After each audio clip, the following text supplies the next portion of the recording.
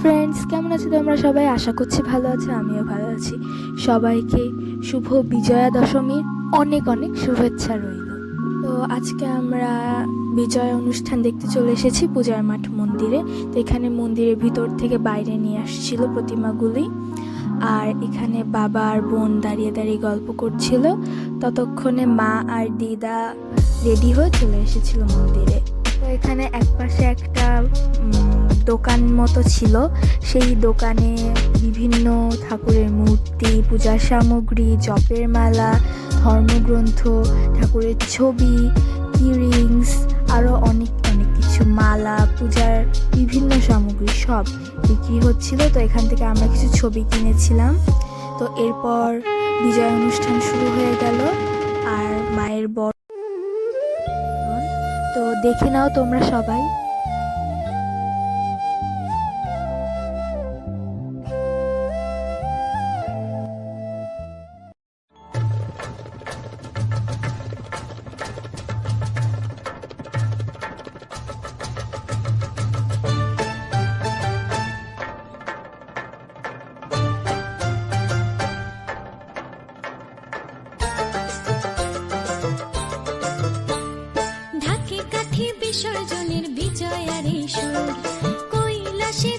প্রতিমার চারিপাশে ৭ পাক ঘোরা হচ্ছে।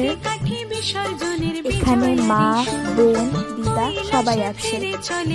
তো দেখো ফ্রেন্ডস, দুর্গাপুজো আসছিল দেখতে দেখতে চলেও গেল দিনগুলি। তো আসার যে সময়টা না, ওইটাই সব থেকে বেস্ট। একটা আসার আনন্দ থাকে, একটা মজা থাকে, অনেক এক্সাইটমেন্ট, করবো কোথায় কোথায় ঘুরতে যাব, কি করবো। কিন্তু একবার চলে আসলে না, পূজা কয়েকদিনের মধ্যেই শেষ হয়ে যায়। তারপর তাড়াতাড়ি পূজার টাইমটা স্পেন্ড হয়ে যায়, তো পরে না আর মজা থাকে না। তো আমি মনে করি পূজা আসার যে সময়টা আর পূজার কয়েকদিন, এই কয়েকটা সময় অনেক ভালো, অনেক মজার। তো তোমরা তো দেখে নিলে এখানে মায়ের বরণ, তারপর মাকে মিষ্টি খাওয়ানো, তারপর সব কিছু হয়ে গেল। তো তারপর মা আর দিদাও একে একে মায়ের বরণ সিঁদুর দান শেষ করে নিল। এবার লক্ষ্মী, গণেশ, কার্তিক, সরস্বতীকেও একে একে মিষ্টি খাইয়ে দেওয়া হয়ে গেল।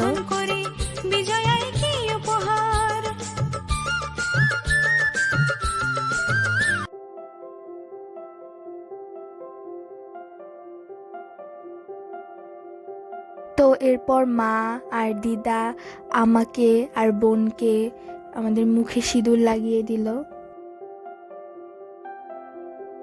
তো আমরা আরও কিছুক্ষণ ছিলাম মন্দিরে, তারপর আমরা চলে গিয়েছিলাম লাল দিঘির পাড়। সেখানে সুন্দর অনুষ্ঠান হয়, এক সাইডে সুন্দর করে স্টেজে মানে কিছু কিছু লোক গান করে, বক্তৃতা দেয়, তারপর সবার উদ্দেশ্যে কিছু কথা বলে। তো তারপর আমরা পাঁপড় খেয়ে নিচ্ছিলাম লাল দিঘির পাড়ে পৌঁছে। এখানে না এক সাইডে চেয়ার দিয়ে বসার ব্যবস্থা আছে, কিন্তু সব সাইডে ব্যবস্থা নেই চেয়ার দিয়ে বসার। তো সেই জন্য আমরা বাসা থেকে টুল নিয়ে গিয়েছিলাম, সেই টুলের উপর আমরা বসেছিলাম। এই দিঘিতে নৌকাতে করে প্রতিমাগুলো তোলা হয়, তারপর ৭ পাক ঘুরিয়ে, মানে পাশাপাশি 2টা নৌকা, তারপর ৭ পাক ঘুরিয়ে প্রতিমা বিসর্জন দেওয়া হয়।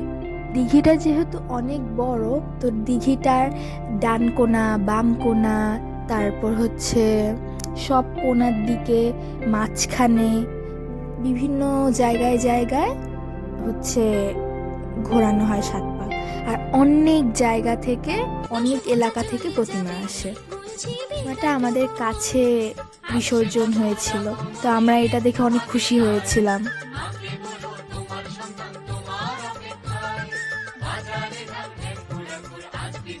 তো এরপর আরও কয়েকটা প্রতিমা বিসর্জন দেখে আমরা বাসায় ফিরে যাই, কারণ বেশ রাত হয়ে গিয়েছিল তো সেই জন্য।